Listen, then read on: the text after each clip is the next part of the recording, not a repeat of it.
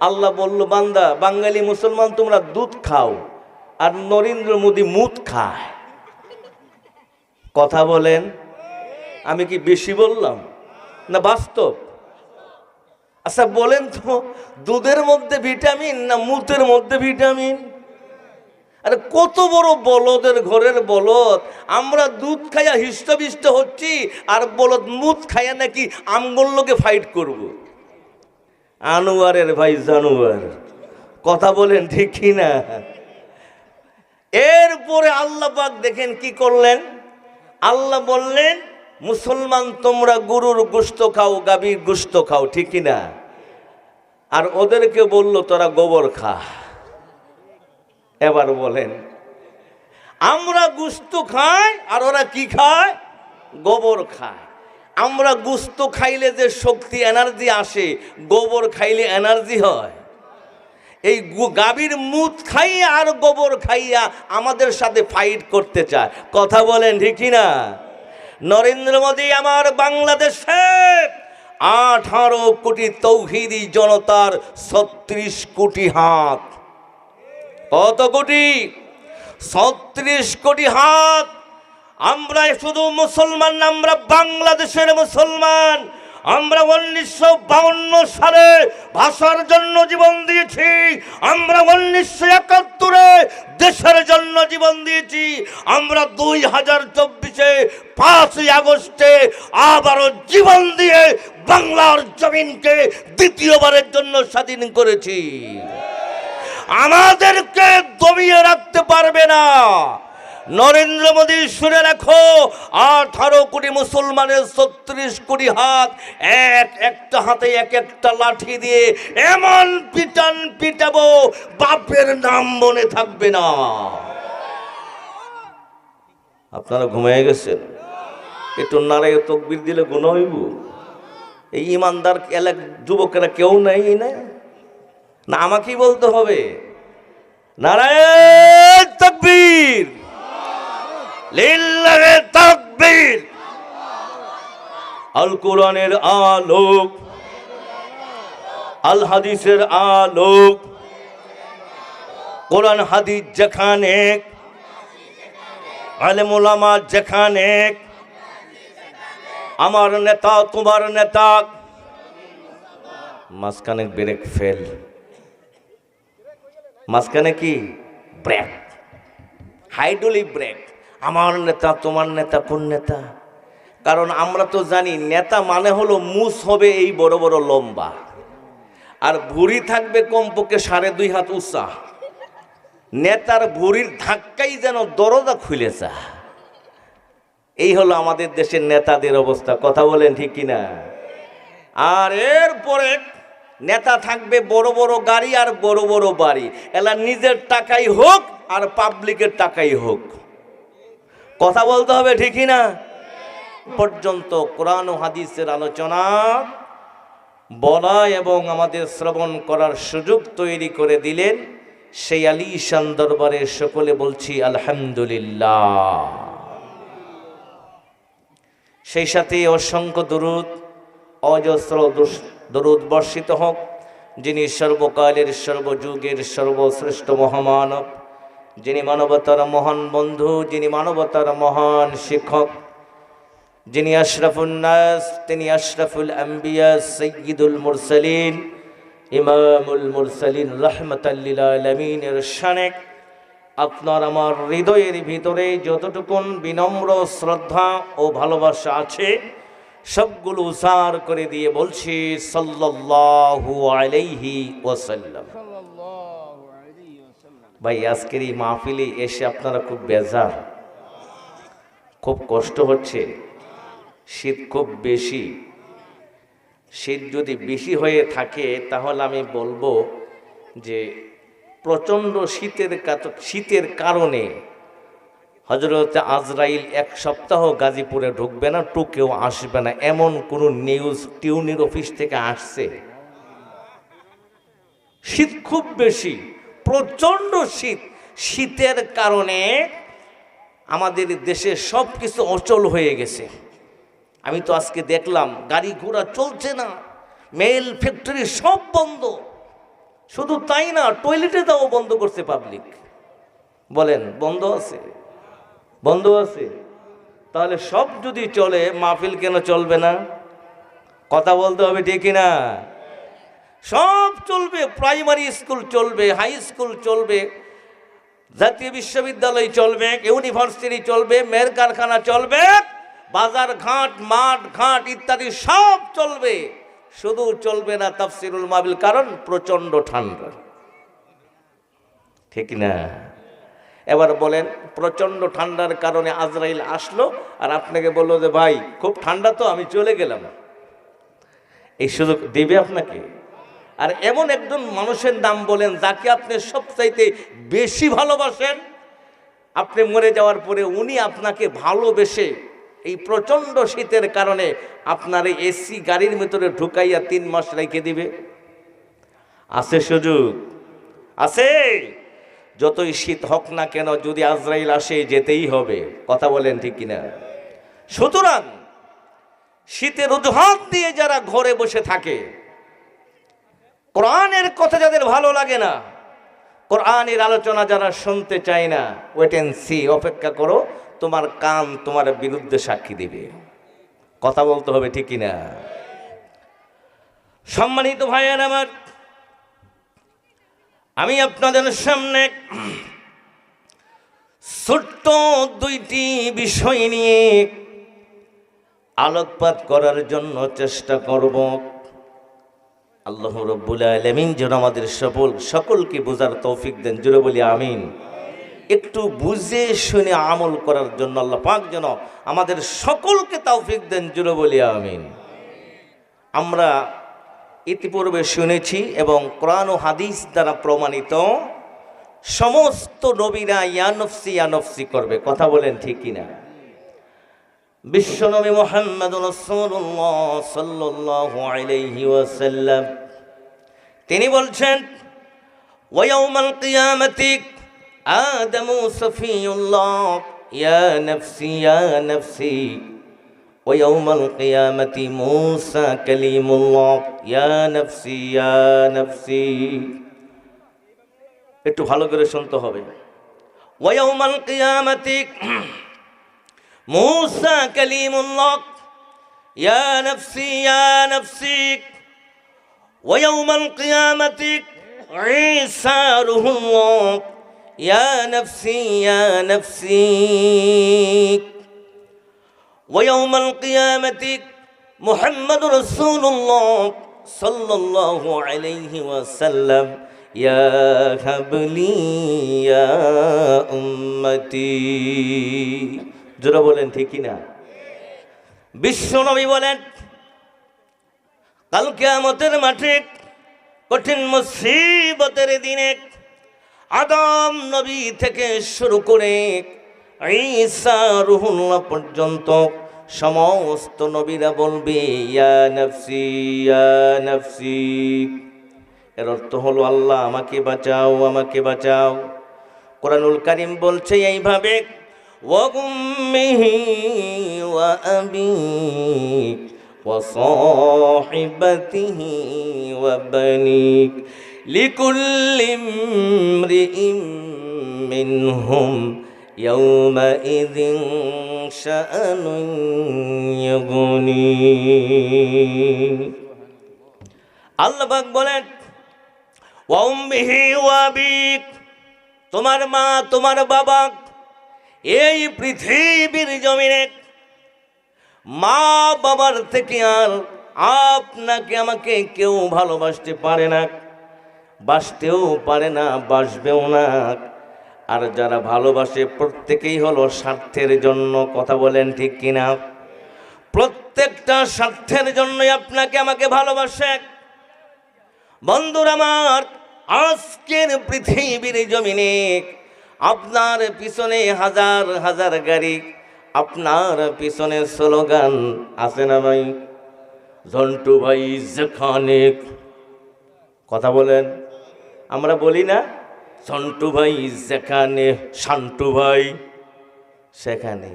ঝন্টু ভাই যদি বিকালবেলা 500 টাকার নোট আর 5 লিটার তেল না দেয়, একটা গাড়ি পিছনে খুঁজে পাওয়া যাবে না। আমার মনে হয় আপনারা ঘুমিয়ে আছেন। কথা ঠিক না বে ঠিক? আচ্ছা ভাই, ঠিক ঠিক বে ঠিক বললে কি গুনাটুনা হবে? তা আল্লাহর রাস্তায় একটু ঠিক ঠিক এবং বেঠিক একটু বলবেন, কারণ আপনারা যদি ঠিক বেঠিক না বলেন তাহলে আমি বুঝবো যে আমি আজিমপুর গুরুস্থানে বক্তৃতা করতেছি। কারণ আজিমপুর গুরুস্থানে বক্তৃতা করলে ওরা যারা আছে ওরা লড়েও না সরেও না, ঠিকও বলে না বেঠিকও বলে না। এখন আপনারা বলুন, এই পৃথিবীতে আমরা অনেকেই বলি, স্লোগান দেই, কারণ কি?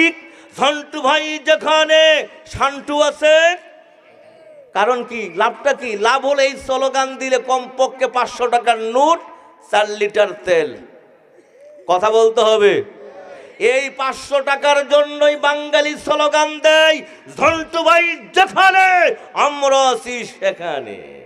বিনিময় কত? 500 টাকা 4 লিটার অকটেন পেট্রোল। কথা বলেন ঠিক কিনা? আর আমাদের বৈশিষ্ট্য কি? যাতে হলাম বাঙ্গাল, হুর যুগে মাতুয়াল, নগদ যা পাও হাত পেতে নাও, বাকির খাতায় শূন্য থাক। আজ নগদ কাল বাকি, বাকির নাম নাকি ফাঁকি। নগদ বিক্রি পেটে ভাত, বাকি বিক্রি মাথায় হাত। তাই তো বাংলাদেশের মুসলমান 5 টাকা রং চায়ের জন্য ইমান বিক্রি করে দেয়। কথা বলেন ঠিক কিনা? কয় টাকা রং চা? 5 টাকা রং চা। 5 টাকা রং চা পাইলে ইমান বিক্রি করে দেয়। আমার দেশের অনেক মানুষের স্লোগান দিত, আপা আছে যেখানে আমরা আছি। এখন কি উপায় কি? আমি তো বলতে চাই আপা আছে যেখানে, আপনারা বলতেন আমরা আছি সেখানে। এখন আমি নুরি বলতে চাই, আপা তো নানার বাড়ি, আপনি কেন নিজের বাড়ি? কি বলেন? কষ্ট হইব? আপা কই আছে? নানার বাড়ি। আবার বলে কি? কই কাছেই আছি। কি বলে? কাছেই আছি। চিন্তা করছেন? উনি নাকি চট করে ঢুকে পড়বে। আচ্ছা বলেন তো, চট করে যদি ঢুকে পড়ে টপ করে ধরলে অবস্থাটা কি হবে? কথা বলেন কি হবে? আমার মনে হয় আপনারা কি ভয় পাইতেছেন? আমার মনে হয় যে টুকের মানুষের কলিজার ভিতরে মনে হয় সাহস শক্তি একেবারেই নাই। আরে ভাই, এটা তো 2024 আগস্টের পরে। এটি কি আর 2023 যে উজু সারা হাসিনার নাম নেওয়া যাবে না? কথা বলতে হবে। এমন এক সময় ছিল 2023 আগস্টের আগ পর্যন্ত ওয়াজ করতে হবে ফাজাইলে আমলিক, ফাজাইলে আমলিক। কারণ আমলিকের ফজিলত বর্ণনা না করলে আপনি স্টেজে উঠতে পারবেন না। ওই দিক কি এখন আছে? নাই। আমরা কোরআন দিয়ে তো কথা বলতে পারি নাই। আমার বিরুদ্ধে 22টা মামলা। কয়টা? আচ্ছা আপনারা বলেন তো, এই জমিনটা কার? একটু জোরে বলতে হবে, জমিন কার? এটি কি নুরি সাহেবের বক্তব্য? ভালো করে শোনেন। الذي جعل لكم الأرض فراشا والسماء। আল্লাহ পাক বলেন, الذي جعل لكم الأرض فراشا والسماء। আল্লাহ রব্বুল আলামিন বলেন, এই বিস্তীর্ণ জমিনটাকে আমি রব্বুল আলামিন তোমাদের জন্য বিছানা বানিয়েছি। চিৎকার দিয়ে কন্যা সুবহানাল্লাহ। আল্লাযী জাআলা লাকুমুল আরদা ফিরাশান। আল্লাহ পাক বলেন, এই জমিন আমি আল্লাহ পাক তোমাদের জন্য বিছানা বানিয়েছি। চিৎকার দিয়ে বলেন আল্লাহু আকবার। তাহলে বিছানার মালিক কে? ওয়াস সামা। আল্লাহ পাক বলেন, জমিনকে তোমাদের জন্য বিছানা বানিয়ে দিলাম, আর তোমাদের ওই মাথার উপরে বিশাল বড় আসমানটাকে ছাদ বানিয়ে দিলাম।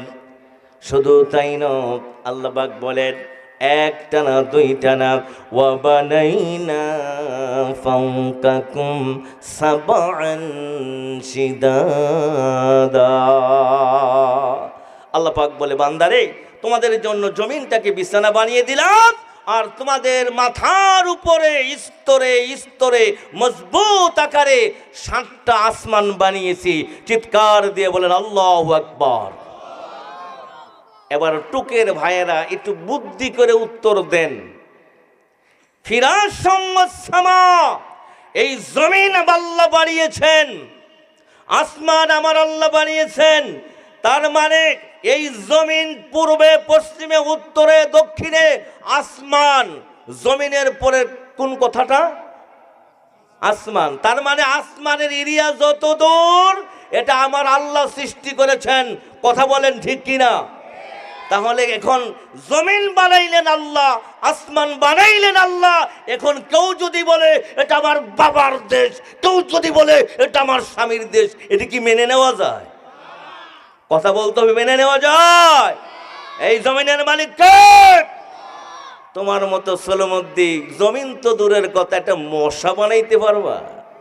একটা মশার ঠ্যাং পারবে? ভাই আপনাদের কষ্ট হচ্ছে, খারাপ লাগছে? সম্মানিত ভাইয়ের আমার, আর একটু ভালো করে শোনেন। আল্লাহ পাক বলে, বান্দারা শোনো, তোমাদের জন্য জমিনটাকে বিছানা বানিয়ে দিলাম, বিশাল বড় আসমানটাকে ছাদ বানিয়ে দিলাম। আবার আরেকটু খেয়াল করেন, আল্লাহ পাক যখন জমিনকে বিছিয়ে দিলেন, জমিনকে বিছানোর পরে জমিনের কি অবস্থা হয়েছিল সেইটা জানেন কিনা? জমিনকে যখন বিছিয়ে দিলেন, বিছানোর পরে জমিন হেলাদোলা করে লড়াচড়া করতেছিল। প্রশ্ন করবেন, বাট হওয়াই কেন? জমিন লড়ে কেন? হেলাদোলা করে কেন? এবার যদি আপনাদেরকে আমি জিজ্ঞাসা করি, বলেন তো, এই পৃথিবীর জমিনে শতকরা পানির পরিমাণ বেশি না মাটির পরিমাণ বেশি? সম্মানিত ভাইয়ের আমার, আল্লাহ রাব্বুল আলামিন এই পৃথিবী সৃষ্টি করার আগে, তার মানে জমিন সৃষ্টি করার আগে, এই তাম পৃথিবী জুড়ে একটা মহাসমুদ্র, মহাসৈকত ছিল। বিজ্ঞান আজও বলতেছে এই পৃথিবীর জমিনে শতকরা 70% হলো পানি, আর মাত্র 30% হলো মাটি। চিৎকার দিয়ে কন্যা আল্লাহু আকবার। এবার মুরব্বীরা, আমার যুবকেরা, আপনারা বলেন, বিজ্ঞান বলতেছে শতকরা 70% হলো পানি, 30% কি? আর আগে ছিল 100% পানি। সম্মানিত ভাইয়ের আমার, খুব ভালো করে শোনেন। আল্লাহ পাক বলেন, জমিনকে যখন বিছিয়ে দিলাম, জমিন কোথায় বিছাইলেন? জমিনকে বিছিয়ে দিলেন পানির উপরে। এবার পানির উপরে বিছানোর পরে আপনারা বলেন, বন্ধুরা আমার, আমাদের নদীর উপরে যদি কোনো একটা নৌকা থাকে, আর নৌকার ভিতরে যদি যাত্রী কম বেশি যাই থাকুক না কেন, যখন বাতাস আসতে থাকে, বাতাস যখন আসবে দেখবেন পানিও দুলকা, সাথে নৌকাও দুলখায়। জুড়ে বলেন ঠিক কিনা? এবার একটু ভালো করে মিলিয়ে নেন, একটু খেয়াল করেন। আল্লাহ পাক যখন জমিনটা এই পানির উপরে বিছিয়ে দিলেন, বাতাস যখন আসে, পানিও দুলখায়, জমিনও দুলখায়, পানিও দুলখায়, জমিনও দুলখায়। এবার প্রশ্ন হলো, জমিন যদি দুলখায়, জমিন যদি হেলাদুলা করে, এবার টুকের ভাইয়েরা বলেন, ঘর বানাইতে পারতেন, স্কুল বানাইতে পারতেন, মার্কেট বানাইতে পারতেন, স্কুল, খেলার মাঠ, মেল কারখানা, ইন্ডাস্ট্রিজ, রাস্তা, এগুলো কি তৈরি করা সম্ভব হতো? ও মুসলমান, আল্লাহ পাক বলেন, শোনো, আমি রব্বুল আলামিন জমিনকে যখন বিছিয়ে দিলাম, জমিন বিছানোর পরে নিচে হলো পানি, পানি যখন দুলকায়, জমিনও দুলকায়। আল্লাহ রব্বুল আলামিন বলে, বান্দারে, এই অবস্থায় যদি রাখতাম, এই অবস্থায় যদি রাখতাম, ঘর বানাইতে পারতে না, বিল্ডিং বানাইতে পারতে না, primary school, high school, college, বিশ্ববিদ্যালয়, ইউনিভার্সিটি, মার্কেট, রাস্তাঘাট, কোনো কিছুই বানাইতে পারতে না। আল্লাহ রাব্বুল আলামিন বলেন, এই জমিনটাকে মজবুত করার জন্য, স্থির করার জন্য আমি রব্বুল আলামিন অসংখ্য বৃক্ষমালা দিয়ে প্যারাক লাগিয়ে দিলাম। কুরআনুল কারীম বলছে ওয়াল জিবালা আওতাদা, ওয়াল জিবালা আওতাদা। আল্লাহ পাক বলেন অগণিত পাহাড় নামক পাহাড় সৃষ্টি করে জমিনের উপরে আমি আল্লাহ পাক লুট দিয়ে দিলাম, পেরাক লাগিয়ে দিলাম। এবার আর জমিন পানির ধাক্কায় লড়ে না। জোরে বলেন আল্লাহু আকবার। সম্মানিত ভাইয়ের আমার, এবার আপনারা বলেন তো দেখি, জমিন লড়াচড়া করে এই কারণে আমার আল্লাহ পাহাড় নামক পেরাক লাগিয়ে দিলেন, নাকি এগুলো নরেন্দ্র মোদী বানাইছেন? কথা বলতে হবে, নরেন্দ্র মোদী। ইদানিং আবার নরেন্দ্র মোদী হুমকি দিতেছে। নরেন্দ্র মোদীর কিছু এমপি মন্ত্রীরা বলছে যে বাংলাদেশের অমুক জায়গায় তমুক জায়গায় চট্টগ্রাম নাকি দখল করবে। বলছে কি বলে নাই? আমি নরেন্দ্র মোদীকে বলতে চাই, নরেন্দ্র মোদী, এটা 1971 সাল না, এটা 1971 নয়, এটা 2024। একটু কথা বলতে হবে। এটা কত সাল? এটা 2024। নরেন্দ্র মোদী, এটা 1971 নয়। তখন জনগণের সংখ্যা ছিল 7.5 কোটি, আর এখন বাংলাদেশের জনগণের সংখ্যা হলো 18 কোটি, না বেশি আরো? 18 কোটি প্লাস। 54 বছরের আগের বাঙালি আর বর্তমান বাঙালি এক নয়। কথা বলতে হবে, ঠিক কিনা? 54 বছর পরের বাঙালি আর বাংলাদেশি, এটা between different sky and field, আসমান আর জমিন পার্থক্য। তুমি বাংলাদেশ দখল করবে দিবালুকে স্বপ্ন দেখে। চিন্তা করছেন? আল্লাহ বলল, বান্দা বাঙালি মুসলমান তোমরা দুধ খাও, আর নরেন্দ্র মোদী মুদ খায়। কথা বলেন, আমি কি বেশি বললাম না বাস্তব? আচ্ছা বলেন তো, দুধের মধ্যে ভিটামিন না মুতের মধ্যে ভিটামিন? আরে কত বড় বলদের ঘরের বলদ, আমরা দুধ খাইয়া হিষ্টবিষ্ট হচ্ছি, আর বলদ মুত খাইয়া নাকি আমগুলোকে ফাইট করব। আনোয়ারের ভাই জানোয়ার। কথা বলেন, ঠিক কিনা? এরপরে আল্লাহ পাক দেখেন কি করলেন। আল্লাহ বললেন, মুসলমান তোমরা গরুর গোশত খাও, গাভীর গোশত খাও, ঠিক কিনা? আর ওদেরকে বলল তোরা গোবর খা। এবার বলেন, আমরা গোশত খাই আর ওরা কি খায়? গোবর খায়। আমরা গোশত খাইলে যে শক্তি এনার্জি আসে, গোবর খাইলে এনার্জি হয়? এই গাভীর মুত খাইয়া আর গোবর খাইয়া আমাদের সাথে ফাইট করতে চায়। কথা বলেন, ঠিক কিনা? নরেন্দ্র মোদী আমার বাংলাদেশে 18 কোটি তৌহিদি জনতার 36 কোটি হাত। কত কোটি? 36 কোটি হাত। আমরা শুধু মুসলমান না, আমরা বাংলাদেশের মুসলমান। আমরা 1952 সালে ভাষার জন্য জীবন দিয়েছি। আমরা 1971-এ দেশের জন্য জীবন দিয়েছি। আমরা 2024-এ 5ই আগস্টে আবারও জীবন দিয়ে বাংলার জমিনকে দ্বিতীয়বারের জন্য স্বাধীন করেছি। আমাদেরকে দমিয়ে রাখতে পারবে না। নরেন্দ্র মোদী শুনে রাখো, 18 কোটি মুসলমানের 36 কোটি হাত, একটা হাতে এক একটা লাঠি দিয়ে এমন পিটান পিটাবো, বাপের নাম মনে থাকবে না। আপনারা ঘুমিয়ে গেছেন? একটু নারায়ে তাকবীর দিলে গুনাহ হইব? এই ইমানদার যুবকেরা কেউ নাই না? না আমাকেই বলতে হবে? নারায়ে তাকবীর, লিল্লাহে তাকবীর। আল কোরআনের আলোক, আল হাদিসের আলোক, কোরআন হাদিস যেখানে, আলেম ওলামা যেখানে, আমার নেতা তোমার নেতা, মাঝখানে ব্রেক ফেল। মাঝখানে কি ব্রেক, হাইড্রোলিক ব্রেক। আমার নেতা, তোমার নেতা, কোন নেতা? কারণ আমরা তো জানি নেতা মানে হলো মুস হবে এই বড় বড় লম্বা, আর ভুঁড়ি থাকবে কমপক্ষে 2.5 হাত উঁচা। নেতার ভুঁড়ির ধাক্কাই যেন দরজা খুলে যা। এই হলো আমাদের দেশের নেতাদের অবস্থা। কথা বলেন ঠিক কিনা? আর এরপরে নেতা থাকবে বড় বড় গাড়ি আর বড় বড় বাড়ি, এলা নিজের টাকাই হোক আর পাবলিকের টাকাই হোক। কথা বলতে হবে ঠিক কিনা?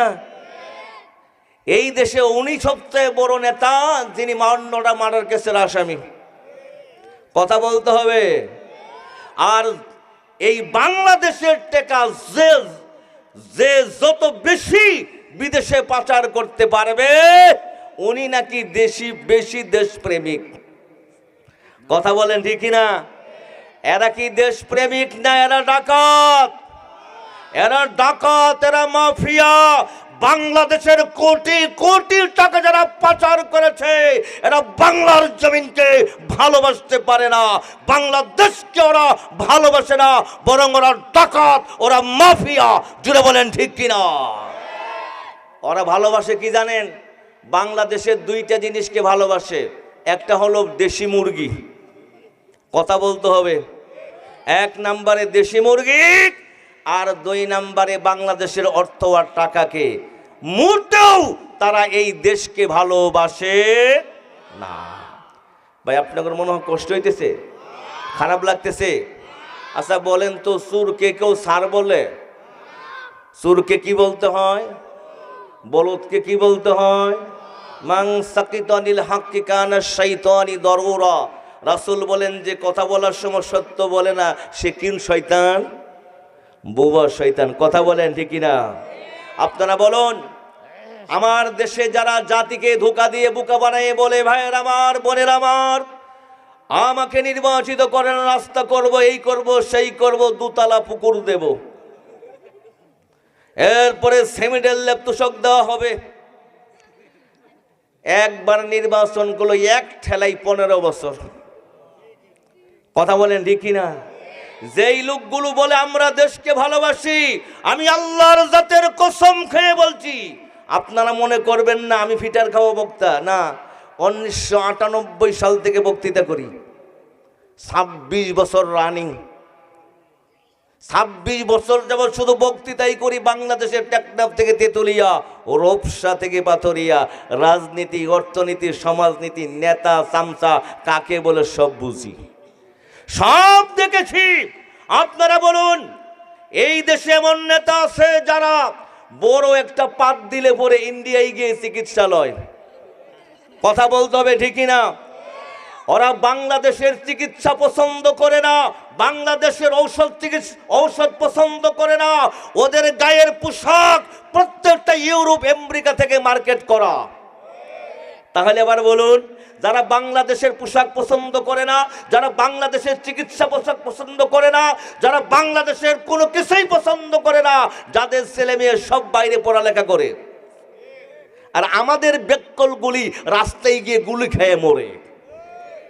কারণ কমন সেন্স নাই তো।